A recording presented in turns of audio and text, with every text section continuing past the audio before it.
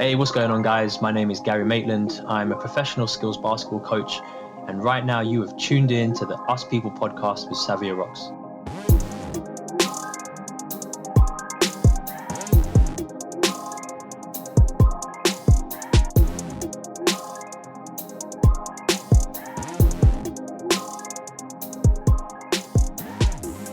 Hey guys, and welcome to another episode of the Us People podcast.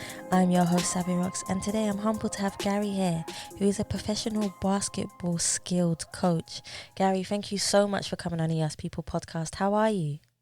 I'm doing great. Thank you very much, Savia. It's great to be here, and thank you for the invite. You're most welcome. So I'm going to jump right into my first question for you.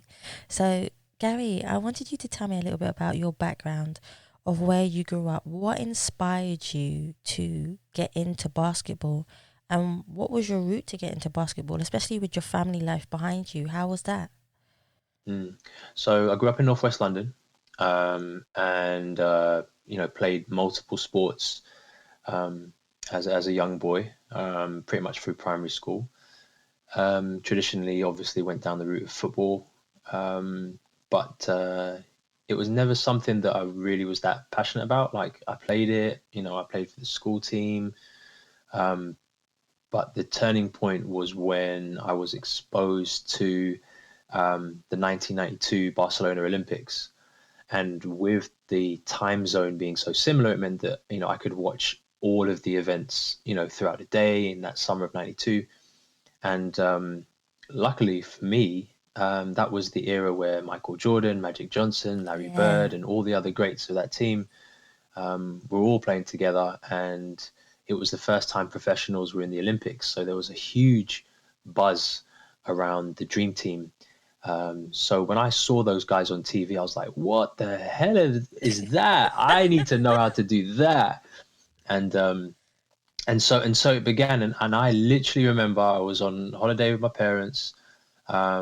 We were on a family holiday, and like, for us, because we're all like deep into sport, when the Olympics is on, I mean, anything, but Wimbledon, you name it, world championships in anything, the TV is always on sport, always on it. So the Olympics was just on non-stop. So I remember on the family holiday, the holiday is pretty much on pause. We're watching some of the most exciting footage, and I'm literally I've got like a beach ball, because that's the only like thing I had on me at the time, and I was just like practicing the moves with that beach ball. And that really was the ignition, to something that's changed my life, really. So when back at home, I had a few like older boys that I used to play with out on the street. And when I say older, that's quite significant, because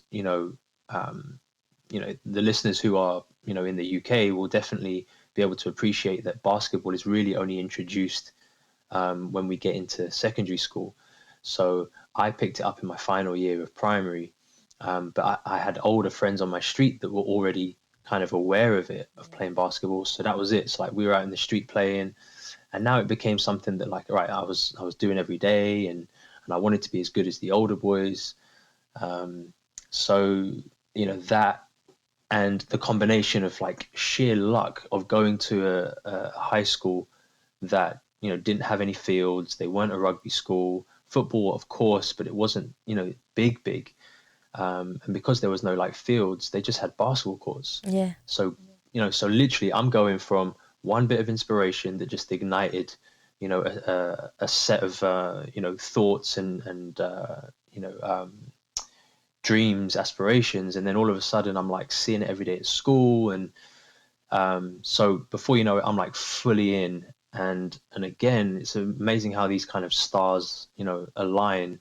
But my school also had like a directory in the changing room, where it literally had all the local clubs, the phone numbers, who to contact if you wanted to pursue any of these, like, whole list of sports. So basketball was on there. And the phone number that I rang, or actually my mum rang, because I was like super shy. So my mum rang the number, and the crazy thing is, and again, with all these stars aligning, I was introduced to a coach who has gone on to be, one of the best coaches that Great Britain has produced. So I was immediately, submerged into an environment where it was all about development, performance, caring, and accountability really. And that's where it kind of just went to the next level and the next level and the next level. So that was kind of like my early stages. When I got to 17, there was an opportunity for me to study and play overseas in the US, and that was always quite a traditional route for many of the like talented British players. That going to America is like the next step to try and get a college scholarship and a degree. So that's what I did. So I went to the US. I was representing the country. In the age groups leading up to that. So progressively, I was just kind of climbing and climbing and climbing. And in a very short period of time, that pretty much sums up how my junior years of basketball went. Cool. I like that. See, guys, you already got inspiration right there just from listening. No, it's true. Just from listening to that. Who have been your strongest influences in your life? My parents for sure, because they. There wasn't much around, right? They provided for my brother and I like massively. Like they were so giving, and they just served us incredibly well, probably to the point where they spoilt us with attention and stuff, and the support to just go and do stuff was great. So like I was playing musical instruments, I was playing sports, and somehow they just managed to make it happen, whether it would be just driving me somewhere, and picking me up, or whatever it was, or buying a secondhand saxophone or whatever it was. They found a way to make it work, and that, without a doubt, without that foundation, I don't think I would have been put in certain environments for sure. So they have to be the number one. And then I was really lucky to have a series of coaches. I already mentioned my first coach, but then a series of coaches who were also phenomenal and have a legacy in the game, not just domestically, but also my coaches in the US, who were fantastic teachers of the game. So I, really learned a lot from these adults that pretty much, yeah, paved the way for me, really. When did you get your first break into actually start to actually teaching and coaching other people? So when I came back from the US, I was like, right, okay, I'm gonna play professionally. Yeah. And again, it's weird talking about it because it's difficult unless you were in the generation, right, Ah. where there was no social media. That's my upbringing. So the internet was like, I remember getting my first email in 98, no, 97, 98, but like that was just an email, right? There was no YouTube, there was no way of like knowing how to edit your own videos or Yeah. or do anything like this, what we're doing now. I mean, this would have cost thousands and thousands of That's pounds true. to talk to you, like this. So we're talking about a generation where access to the wider world wasn't as straightforward. So anyway, when I came back to the UK and was like, right, I'm going to play pro, I just didn't know the steps. I didn't know the access. I didn't know who I needed to connect with. So that was very short lived. I was like, hold on a minute, what am I doing? I don't know what I'm doing.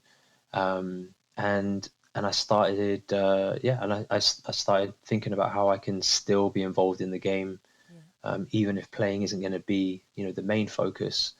So with the great coaches that I had, I knew I had like a base, like I could copy them. I could literally just copy exactly what they did, Yeah. and I would just, churn it out in my way. And I found a love for doing that. Talk to me about education, and do you think that it's enough to have a talent for what you do? Or do you think that you need to have an education behind you in order for you to do what you do. How do you feel about that? I mean, we've really got to define education, So, I mean, if you're talking about to do what I do, you don't need a university degree, right? There's no A level for it, right? There's like what I cover and what I teach is not found in any GCSE curriculum. So, so I wouldn't necessarily say that you have to go that pathway to be a coach. But there are many other skills that are incredibly valuable that you do pick up along the way. So, whether that be knowing how to independently research, topics that you need to know, right? Um, I was no scholar. I mean, I was a good student, but I wasn't like top of the class academically. Um, but the skills that I developed just to understand the importance of knowing that I need to study something if I want to be good at it, Yeah. even if formal education didn't necessarily give me the knowledge for what I teach. I think just that appreciation of learning is definitely important. So without a doubt, education is massively important. But I think it's depending on what industry you're in, Yeah. how you choose to educate yourself is also really important. Like if you want to be a doctor, like of course, like you need to go the Yeah. academic route. There's certain things that you need to know, and the world needs to trust you that you know it, right? But when it comes to coaching, it's a bit more. It's not necessarily fact and well, it is science based, but do you know what I mean? It's more philosophy. So my way isn't the only way, and it certainly might not be the right way, and everybody's way of coaching is going to be slightly different. So with that in mind, it means that, hold on a minute, it's not necessarily about a formal education to be a coach, even though that can support some of your teaching and methodologies. But I am like, I love being a student of the game. I'm always learning. I'm always finding ways, new improved ways of doing stuff. I'm always reviewing and reflecting on what I've done. So that learning journey is non-stop. I love that. Tell me, from your point of view as a professional coach, do girls get treated differently from boys in the game of basketball? Yeah, well, for sure. I mean that's a really big question. And you can look at it from so many different angles, Yeah. right? So, I mean, if you talk about it from a commercial standpoint, it's an interesting one, and it's I have no solutions, but you know, there's this stereotype that females aren't going to be as good as males in the sporting industry, um, and that perception then leads on to, well, I'm not going to pay for a ticket to go and watch them, right? And then without those ticket sales, it doesn't look as if there's many eyes watching the game. And if there's not that many eyes watching the game, it means that, well, why Yeah. would sponsors invest? Yeah. And you've got this really vicious circle Yeah. that's really hard to break. But then in the scheme of things, I'd like to think that there are initiatives. I don't want to use the word initiatives, but there are sports and there are certain pockets in the country and the world where women's sport is moving forward, but it's still in its infancy really compared to male sport. So if you were to take football for example, and I'm no football specialist, but I'm pretty certain that, say, the Manchester United men's team, and if you compare them to the Manchester United women's team, like not as a talent level, but literally in terms of like history and how long it's taken to build, I would like to think that the women's game is building closer and closer, even though it's still a long way away. But I'd like to think that it's on the way up. So, with that unfortunately embedded in society, I think it then trickles down to the youth. Like they don't, young girls don't see women on sport as much as the men. Why don't they? Because again, the ticket sales and the sponsorships, and it's like, again, this vicious circle continues. So if the younger generation don't see those role models, breaking a sweat, competing against each other, then they don't see themselves as that being a possibility. So if the youth are affected, then it's so difficult to then get the ball rolling, you know. So yeah, so the treatment for sure is very different, and unfortunately, it's embedded in the world's society. Um, but it's a very systemic issue, and I wouldn't necessarily say that a coach would treat a female player different to a male player Yeah. as such. It's not that side of it that's necessarily concerned, even though I'm pretty sure that there are issues with that. But as a bigger picture, I would say the issue is more systemic. Thank you for answering that, because not a lot of people would actually. Oh, really? No, I'm serious. Yeah, not a lot of people would, or they would find a way around it. Um, because it is a male-dominated sport. I love Mhm. basketball. If I was tall enough, I would play it. But it's really nice to have an answer for that, especially to make people understand from your point of view, and as a coach, your point of view is really important. Let's go into the game of basketball. Yeah, So sure. you have a team, and you're coaching them. No. No. I'm just saying, for instance, I'm giving you a Oh, scenario. for example. Yeah. Okay. I'm Okay. just gonna give you a So you threw scenario. me off. No. Aw. I like that. So I'm gonna give you a scenario. So you have a team, and you're coaching them to get Yeah. ready to play. What is your technique about teaching them discipline, and what's your process from beginning of getting a basketball player and coaching them to putting them in a game where you feel like they're confident enough to play, and have the high quality that you're looking Hmm. for when it comes to playing basketball? Sure. I mean, my view on this has evolved over the years. Yeah. So, again grew up in an era, and this there are still pockets in the world where this exists, but um, punishment was seen as the way to discipline, a Oh, player. So, for example, if a player made a mistake, then there'd be push-ups, or there'd be sprints, or there'd be some sort of like physical task yeah, that would be the consequence of you making a mistake. yeah. And I grew up in that, and I think I've managed to come out on the other end despite going through that, not because of it. And I think that's a really important thing to understand, that you like a player needs to love doing push-ups, That's true. you know Yeah. like they need to love doing sprints, because it's just going to benefit their body, their athleticism, and it's going to help them perform at a higher level. But when it's seen as a punishment, the negative connotation to that, just it means that players will try and cheat.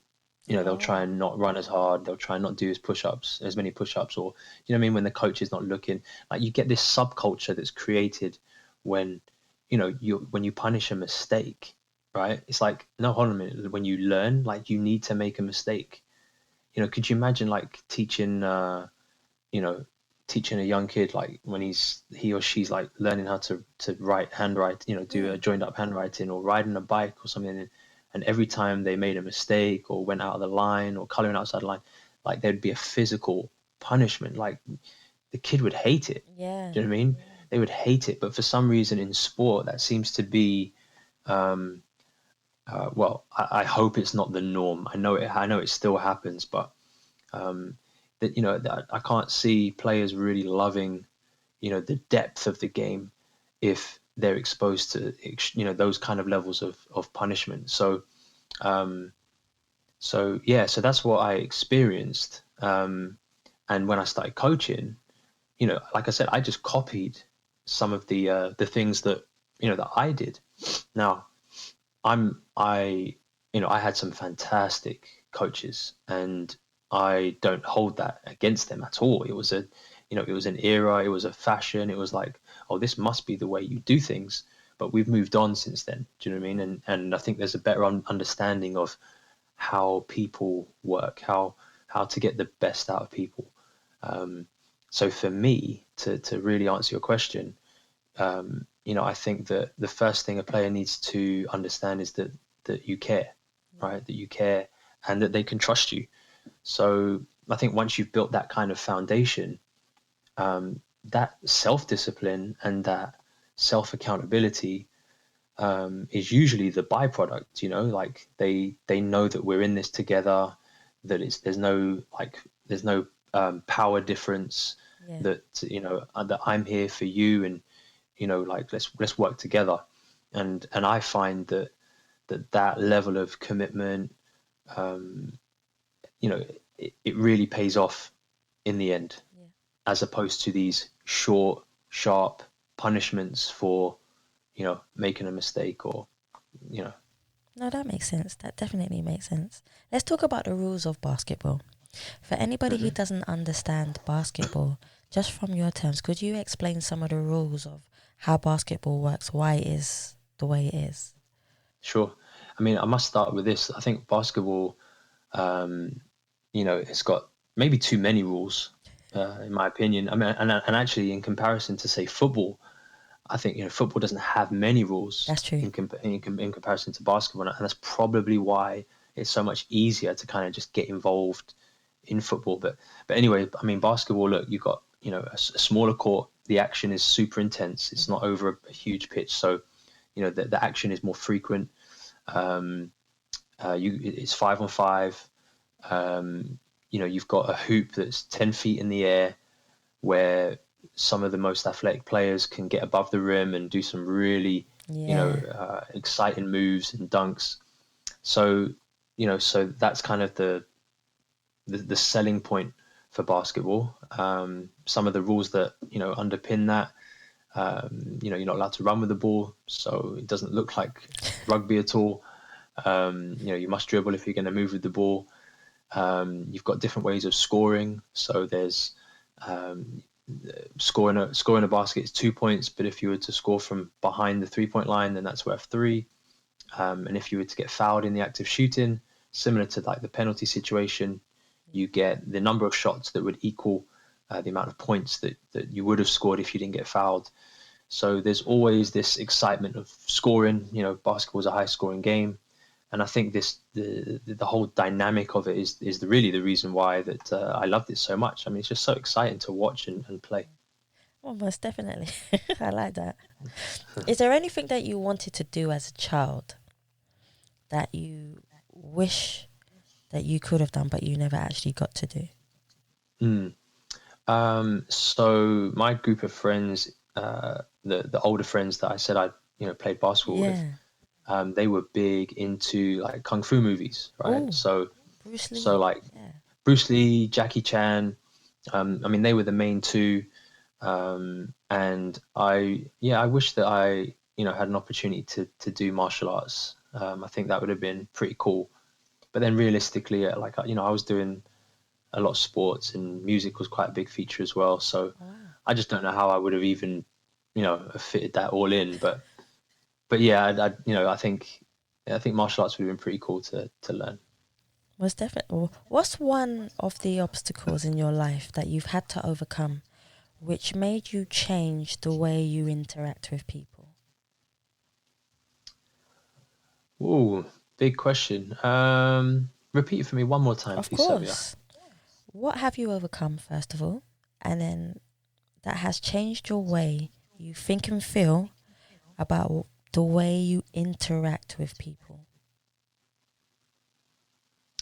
I think it's um I think it's like figuring out ways of to get the best out of people, Mhm. because we can talk in generic terms, and we can say, broadly speaking, this is how you get the most out of people.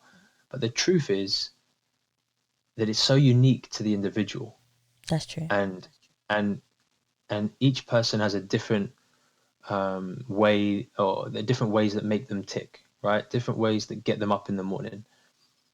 So the biggest thing for me was like it's really important to learn about the individual. So don't don't treat everybody with in the same way, right? Surely, I mean, of course, everyone's got to be treated fairly and equally, but I'm talking about you know there's history, there's baggage, there's a deeper understanding to the individual that's super important. So um, you know, for example, being on time for one person might be so much easier than than someone else Yeah, just being on time because of what they might be happening at home, how they're able to get from A to B. So, I think for me, the biggest turning point was really that deep appreciation of the importance of knowing the individual, the person, not just the player. I like that. How do you accomplish your goals as an individual? What is your mindset, and how do you start to achieve what you want, especially when you're coaching?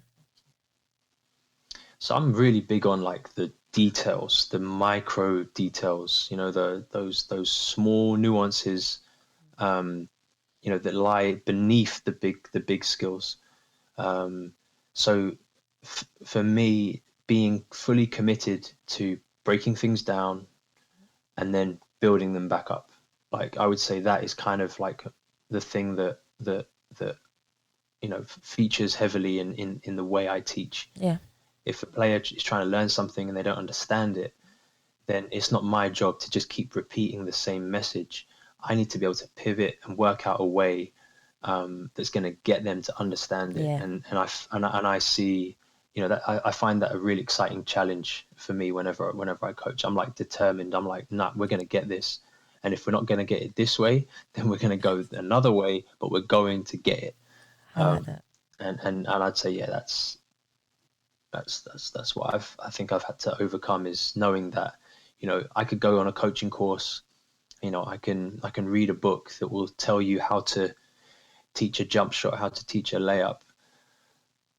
But when someone doesn't know how to do it, Yeah. like, where do you go?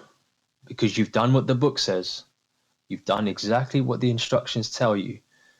But, through my experience and through being like a reflective practitioner, I've realized that there's got to be multiple ways of teaching this, and I've got to figure it out depending on that person. What are you most proud of that you stand for?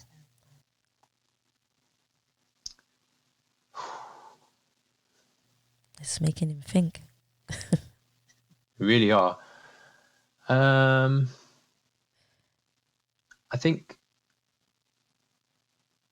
standing for, like, not having a fear of failure. Like, we're gonna get things wrong, and that's okay. As long as we're able to reflect on it and make the changes, adapt, develop, learn, review. Like, I find that kind of journey, really important. So I think for me as an individual, and I could probably do more of this in life beyond basketball, but I think, something that I stand by is like, okay, make a mistake, it's okay. Yeah. But then how are we going to bounce back from it? How are we going to fix this? How are we going to solve it? Because I can't end on a mistake. I mean, that's not how I want to end it. I like that. What's the best advice you've ever received from somebody? Well, in the context of my profession, I've been mentored by one of the best skills coaches in the world, who works with many NBA players. And I remember one of the first questions I asked him was, how can I get to work with NBA players, NBA teams? And he said, you got to make them. And I it like and that. it took me back. It took me back. I was like, yeah, you're right. Like, don't reach for a shortcut. Like, there are none. There are no shortcuts. That's a good If you want to answer. be, if you want to work with the best in the world, then help create them. And for me, that was like, right, I got work to do, because nobody's gonna just give me a job where I'm working with some of the top players in the world. No one's just gonna hand that to me. So, basketball is a game of skills. Skills are things that you learn. So why can't I teach them? Yeah. Right? Let me just teach them. Why am I going straight to the top who have already learned most of the skills? Let me develop a way of of teaching players to be better, and let's see where we can get to. So I think that really resonated with me, you know. How has that taken you down the path? Ever since you heard that, how has that taken you down the path of how you coach now? To be a bit more patient, which again, and I don't get that right all the time, but you learn, people learn at different rates, That's true. right? And again, this is back down to the appreciation of, how an individual learns, not just how someone says everybody does. And and I need to, I need to understand that. I need to understand that there's some things that they'll pick up. They'll pick up some things quick. They might pick up things. Pick up things slowly. Um, and it's that appreciation of, no, this is a long-term project. This isn't something. There's no quick fix. There's no overnight win on this. Yeah. So for me, that kind of made me realize, like, okay, patience. Let's work this over time, and and keep grinding. Like, don't stop. I like that. What would you do differently if nobody was judging you? Um, I'd probably say if no one was judging me, I would. I'd probably change the way I approached social media. I Okay. think, um, social media is such a powerful tool that needs to be harnessed in the right way. That's true. And and I've got it wrong, and I've got it right. A bit of both. And going back to this whole learning journey, I think I threw myself in. I tried to figure out, like, what's the best way of representing myself, and tried things and messed up with things, and I've starting to figure out what does work. So if I could do it again, then yeah, I think I'd if I could do it again and realize that no one was judging me, I'd probably spend more time on creating content that the viewer or listener wanted, Yeah. rather than what I wanted, and what I what I thought they wanted. Do you know what I mean? And it was very very selfish, with what I was posting or how I was posting it. And I found that some of the more successful pieces of content that I've created have been things that, yeah, it's like not as polished, Yeah. like not as egotistical, like just real, just raw, Hmm. like things that someone just wants to hear, they need to hear it, it's going to help them. And it's not about making me look good. It's like, like, how can I add value to the listener or viewer? And I wish I'd learned that earlier. When was the last time you remember feeling totally at peace?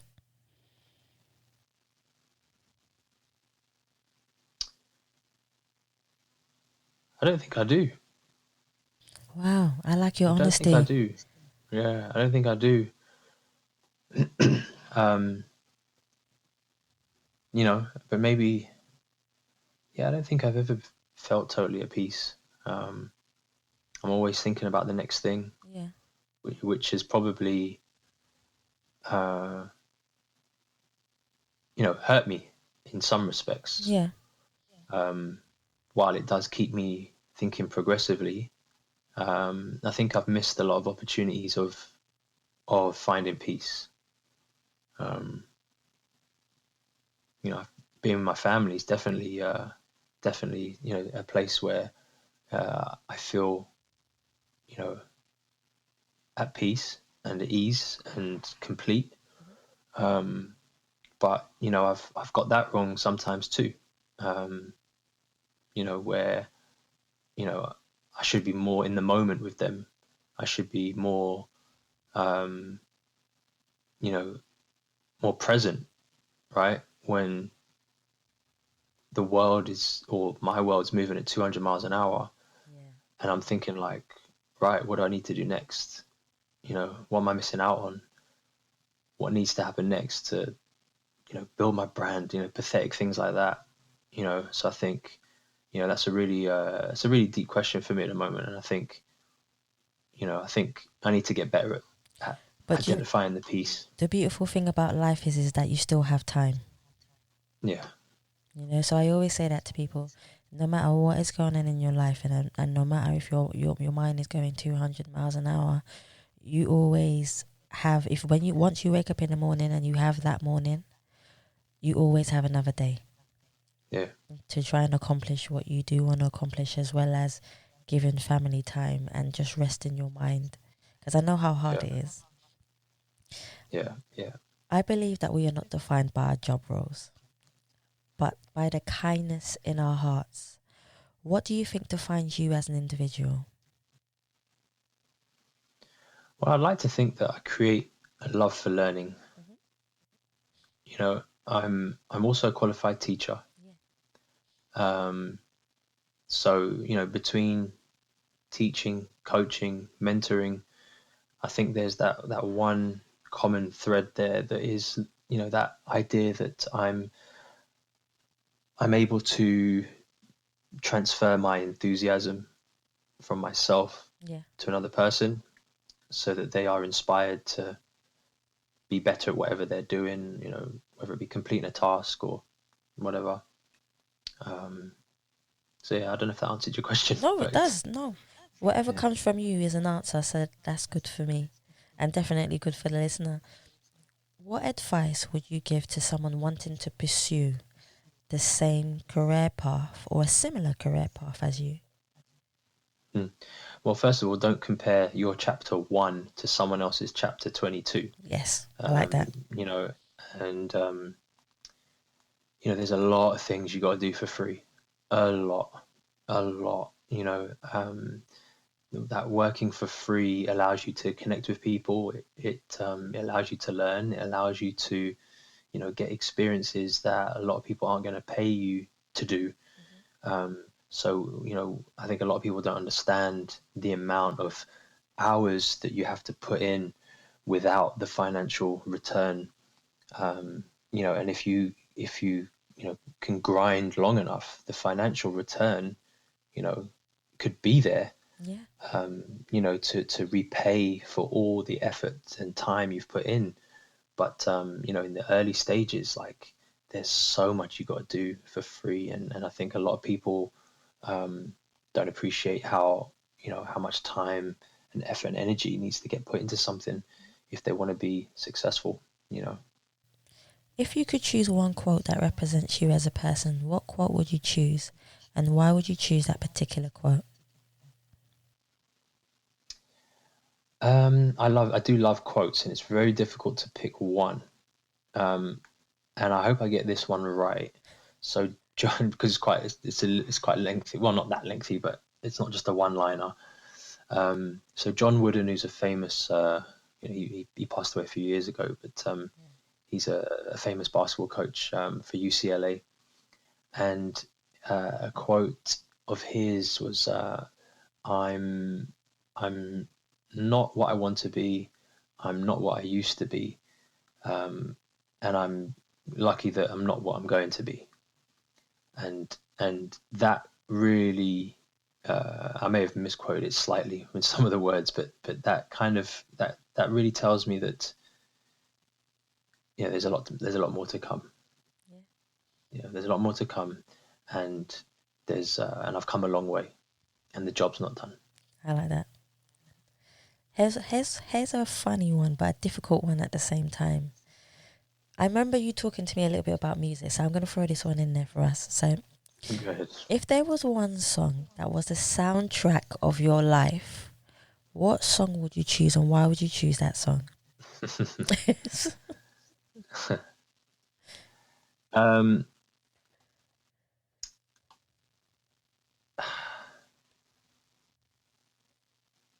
Again, I mean, how can you throw that on me? I know. That is such a difficult question.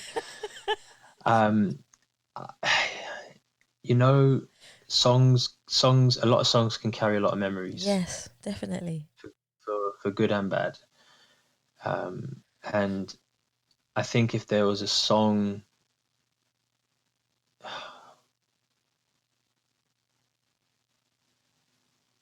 if there was a song that would really stick out for me, um, wow, no, like it's so difficult. Put it this way. Okay, let me explain my train of thought here, Yeah, right? go for it. My parents grew up in the 50s, Yeah. right? So 50s and 60s. So we're talking about the rock and roll, generation, right? So the music that was being played in my house growing up was a lot of Elvis Presley, Uh-huh. a lot of Buddy Holly, Mm-hmm. right? And and for me, like that that brings joy, to my life, like hearing that, because it takes me back to where life was so much more simple, Yeah, true. and it's just good times, good times. Um, so I think, that is a genre, without picking one song. That is a genre that definitely like defines, or maybe not even defines. It defines, for me. I don't think many people, other people would understand it, but for me, like that's really big. Um, you know, musicals, man, family love musicals. I grew up on musicals. And then my family now, like we love a sing along. So I think when you're talking about like sing along musicals, whether it be a Disney classic or Yeah. a movie, I would say that, linking with your question about where do I find peace, Hmm. I think I find peace in breaking out in the living room with my family, performing a musical out of nowhere. I'm gonna have to record that one day. Oh dear. If you were stuck on a desert island and you were allowed to have one sports personality who you would have a conversation with, who would you choose and why would you choose that person? um, I'm trying to give it a little bit more thought, but I don't think I would choose anyone else other than Michael Jordan. Fair enough.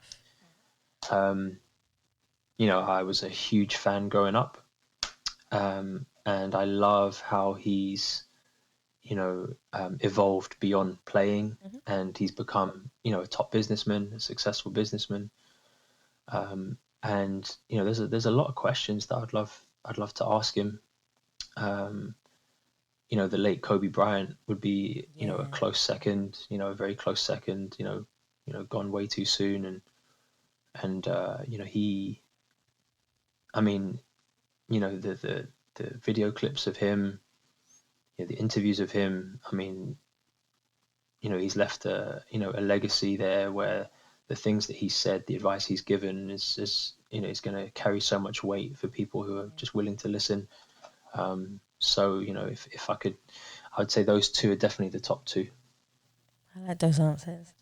How would you say that you push boundaries for yourself and for the people that you coach?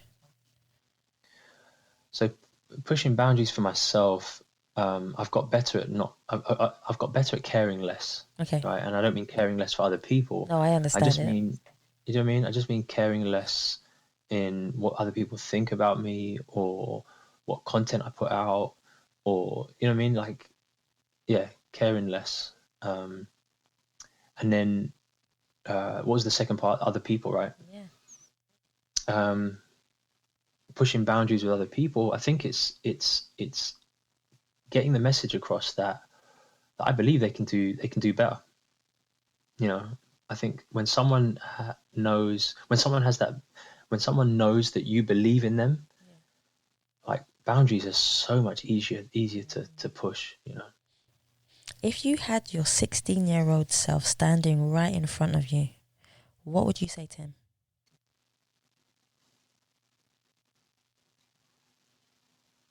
Don't be shy. Oh,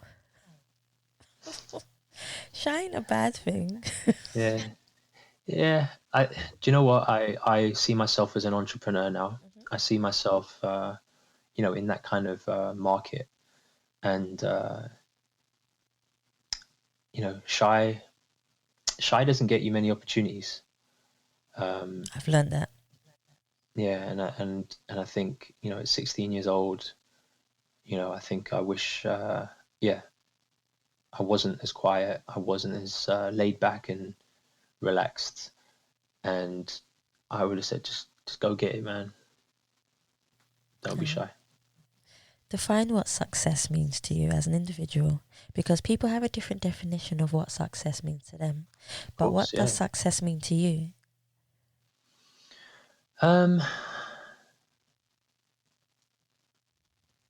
It's difficult because when I think of examples, you know, there's so many different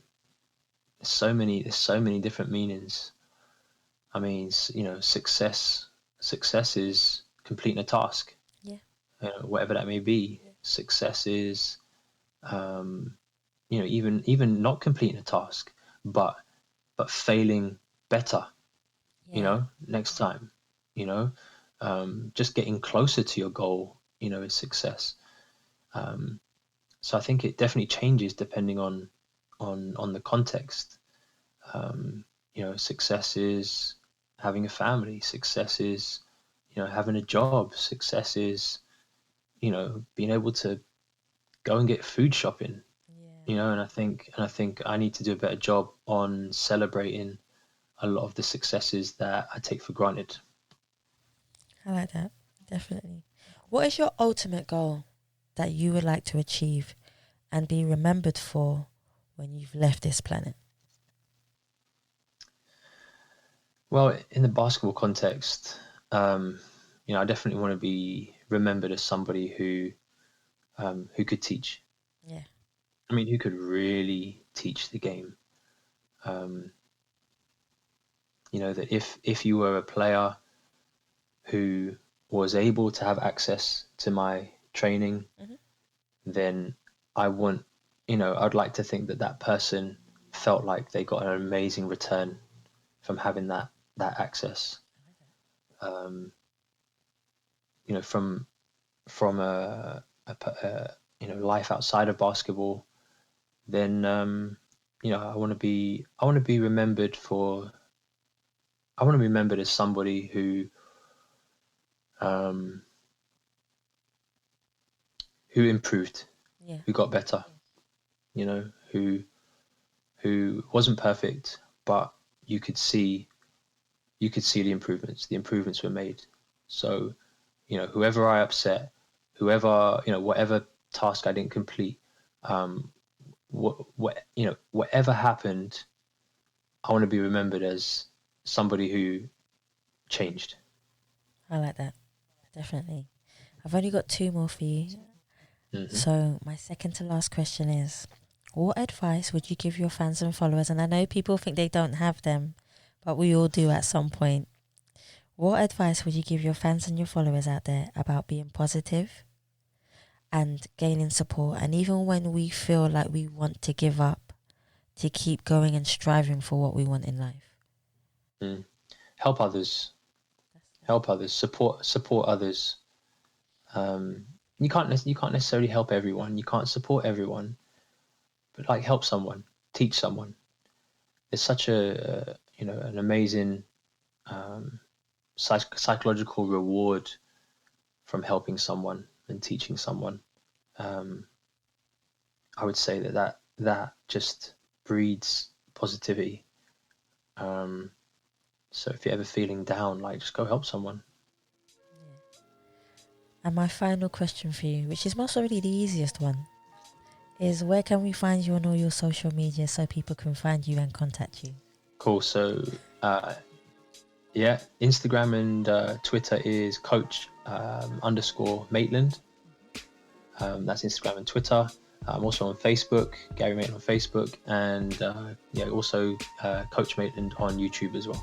Perfect. I want to thank you so much for coming on the Yes People podcast today and speaking to me. I really appreciate you. All good.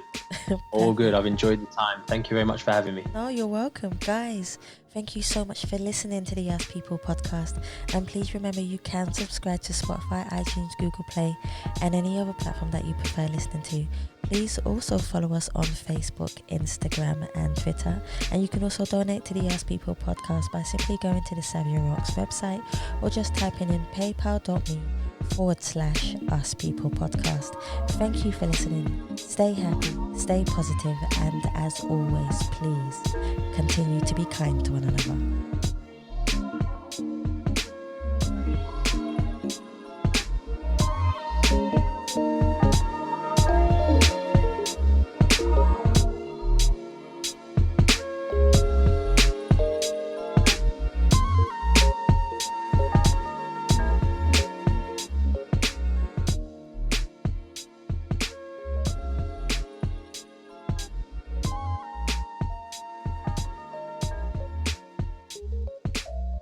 All good.